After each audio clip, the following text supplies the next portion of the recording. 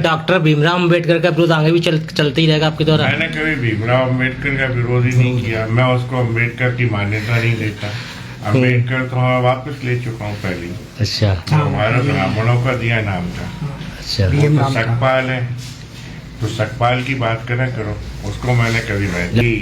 शायद अनिल मिश्रा इस भय से दब जाएंगे कि जेल किस तरह की होती है और किस तरह की उसमें असुविधाएं होती है। ये देखे ना लेकिन मुझे एक उत्साह मिला, एक साहस मिला जेल जाने से। और जो डर और भय एक आम नागरिक का होता है कि जेल जाने में ये सुविधाएं हैं, ऐसी अव्यवस्थाएं होंगी, उसके साथ ऐसे व्यवहार किया जाएगा, और जेल एक ऐसी जगह है जहाँ जाने में आदमी हमेशा भय करता है। लेकिन मुझे यूँ अच्छा लगा कि अब मेरा भय पूरी तरह समाप्त हो गया, और मैं बारंबार अगर मेरे को जेल भेजा जाएगा तो मुझे कहीं भी कोई इसमें ऐसा क्यों चाहते कि बार बार हम जेल जाएं? क्योंकि मैं जो ठान चुका हूँ, जो संकल्प ले चुका हूँ, वो मैं पूर्ण करूंगा, उसी रास्ते पे चलूंगा, पीछे नहीं हटूंगा। भाई साहब, दूसरा प्रश्न ये है, जैसा कि अब तो हाई कोर्ट भी बोल चुका है कि आपकी जो गिरफ्तारी थी वो इलीगल थी, तो इसके बाद आप क्या करेंगे? मैं अभी शीघ्र ही पिटीशन लगा रहा हूँ पुलिस प्रशासन के अगेंस्ट में, जिनके द्वारा अवैधानिक गिरफ्तारी की गई थी हमारी।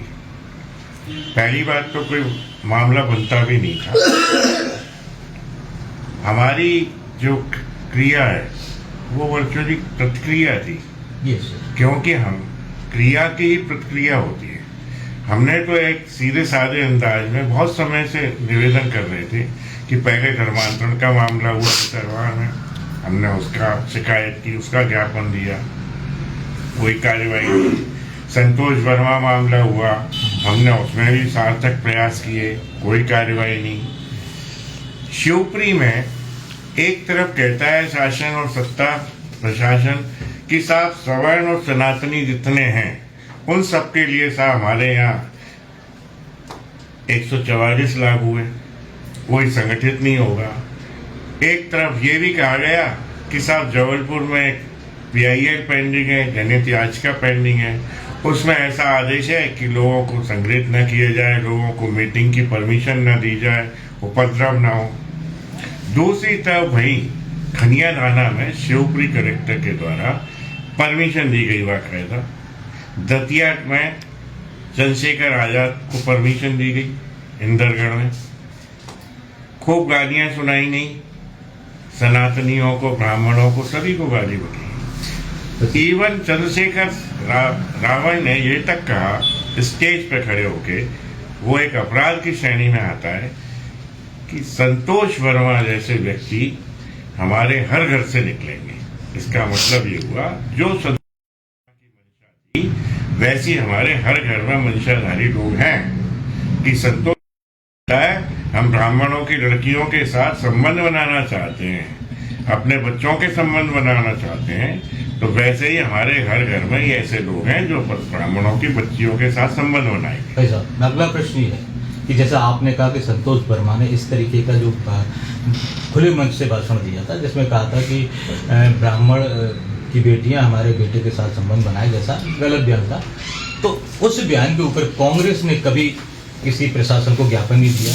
लेकिन आप जब अभी जेल में थे तो कांग्रेस के दो प्रमुख नेता हैं, प्रवीण पाठक और सुनील शर्मा, दोनों ने ज्ञापन में फ्रंट से लीड कर रहे थे उस रैली को, और उन्होंने ज्ञापन दिया कि जो उनके साथ सख्त से सख्त कार्रवाई की जाए। क्या आप इस मामले में कुछ कहना चाहेंगे? देखिए, मैं यही कहना चाहूँगा कि वो समाज के हैं और मैंने उनके साथ उठा बैठा भी हूँ, काफ़ी नज़दीक से परिचय भी है। मेरे ऑफिस में भी कई बार सुनील शर्मा जी आए, मुझसे अच्छी भेंट मुलाकात है, प्रवीण की भी है। लेकिन उनके कृत्य के लिए मैं अपने उस स्तर पर नहीं जाऊंगा जो स्तर उन्होंने अपनाया। एक अगला प्रश्न ये है भाई साहब, देखा जाए तो ब्राह्मण समाज के दो प्रमुख चेहरे हैं, महेश मुदगल जी और कटारे जी। इनसे हम व्यक्तिगत भी मिले थे जब आप थोड़े जेल में थे, कि हमने पूछा था समाज क्या कर रहा है मिश्रा जी के लिए, जबकि हम उम्मीद कर रहे थे कि शायद जैसे और समाज के लोगों के साथ कुछ गलत होता है तो वो सड़कों पर उतरते हैं, रैली, धरना प्रदर्शन सब कुछ करते हैं। लेकिन शहर के मैंने देखा जब 2-3 दिनों तक आप जेल में रहे तो शहर में कोई फर्क नहीं पड़ा, उससे लोग अपने अपने काम धंधों में व्यस्त हैं। तो आप ऐसे समाज के साथ, ऐसे समाज के लिए आप क्या कहना चाहेंगे? मैं जो समाज के लिए कर रहा हूँ वो करता रहूँगा हमेशा, लेकिन मैं समाज से न पहले मेरी कोई अपेक्षा थी और ना कोई आज अपेक्षा है।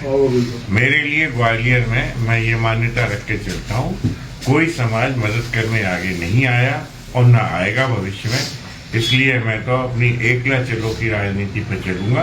बाकी ग्वालियर छोड़ के देश के समस्त जो समाज हैं वो मेरे साथ जुड़े हुए हैं, वो मेरे लिए काम कर रहे हैं। उन लोगों ने आंदोलन भी किया, उन्होंने मांग भी की। अगला कदम भाई साहब आपका क्या होगा, आगे की प्लानिंग क्या है?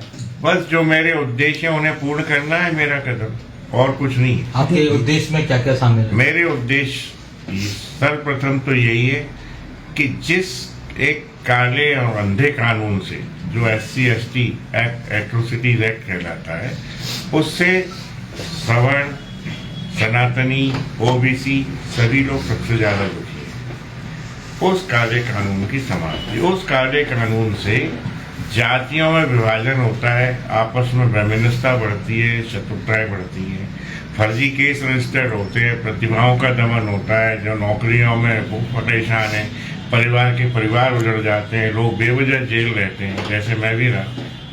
तो इस कारण से उस कानून को खत्म करना चाहिए। एक प्रश्न और भाई साहब आपसे, इन जितने दिनों आप थोड़े जेल में थे, हमने देखा कि आपके जो साथी वकील थे, एडवोकेट जो कले के आपके, उन्होंने कहीं से भी कोई कसर नहीं छोड़ी आपको बाहर लाने में। उनका सहयोग मीडिया में भी और सड़क पर भी दिख रहा था। आप उन लोगों के लिए क्या कहना चाहेंगे? मैं अपने समस्त अभिभाषकों, जो भी मेरे आदरणीय, परम आदरणीय मेरे साथी हैं, सभी का सम्मान करता हूँ, आभार व्यक्त करता हूँ, हृदय से धन्यवाद ज्ञापित करता हूँ। वो मेरा एक्चुअल में परिवार है और वो परिवार मुझसे अलग हो भी नहीं सकता और ना कभी हुआ था और ना भविष्य में कभी होगा।